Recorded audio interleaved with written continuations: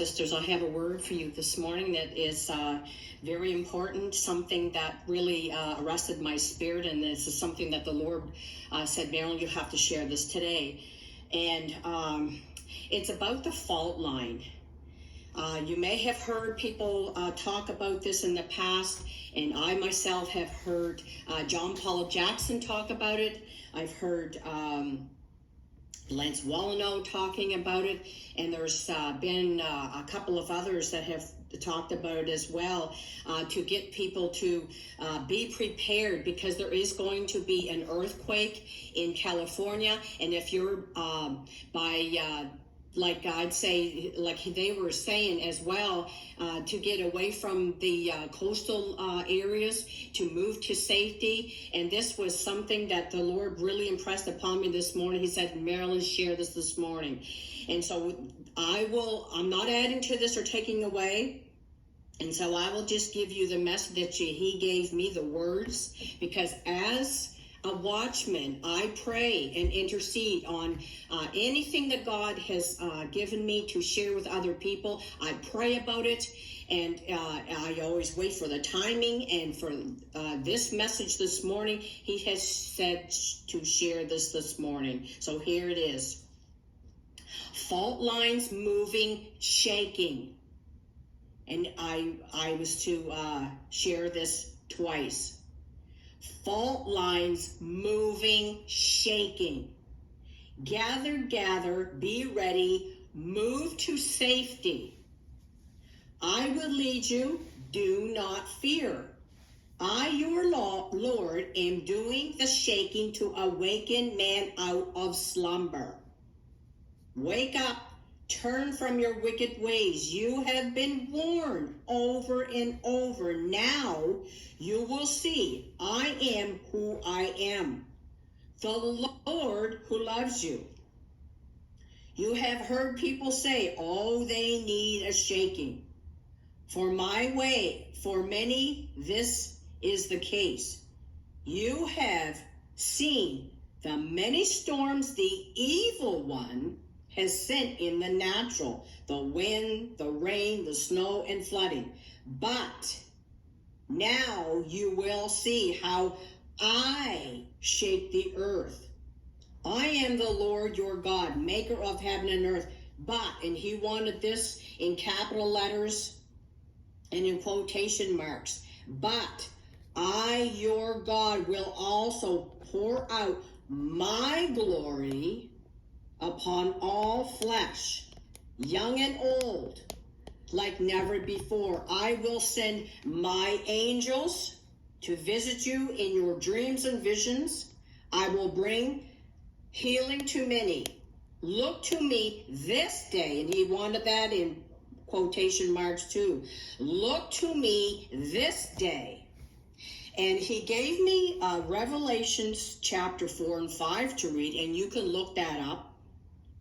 In Daniel chapter 4, it's about King Nebuchadnezzar's dream and the outcome from rebellion, because King Nebuchadnezzar was not doing what God wanted him to do. And so he ended up having to,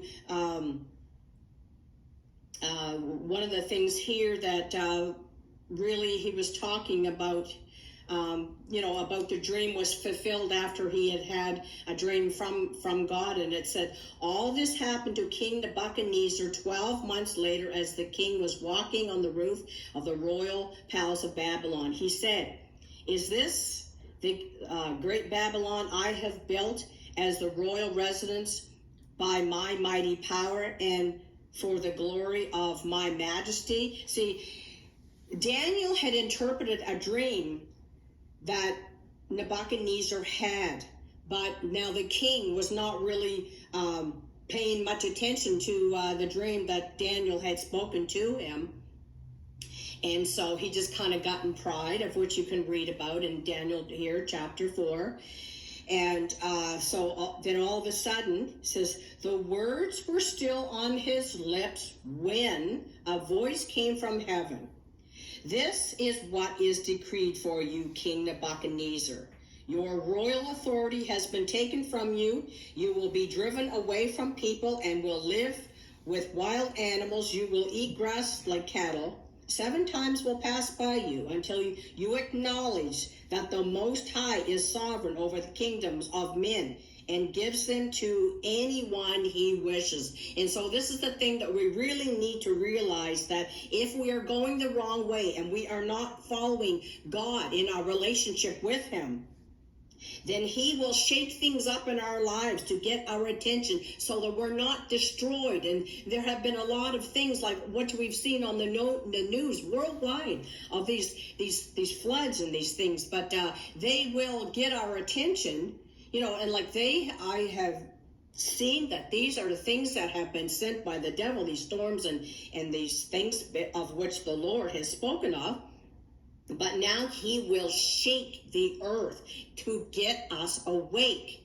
There are so many things that have to happen in the world, and God shows us these things all throughout the Bible, and to get our attention. But as we seek him, and this is what the Lord has shown me, like to take that time with him, to seek him for his plans and purposes, not go my own way, because when I go my own way, I can really get we can all get into pride. It's not to say that any one of us are any better than anyone else, but we really need to just take that time alone with the Lord.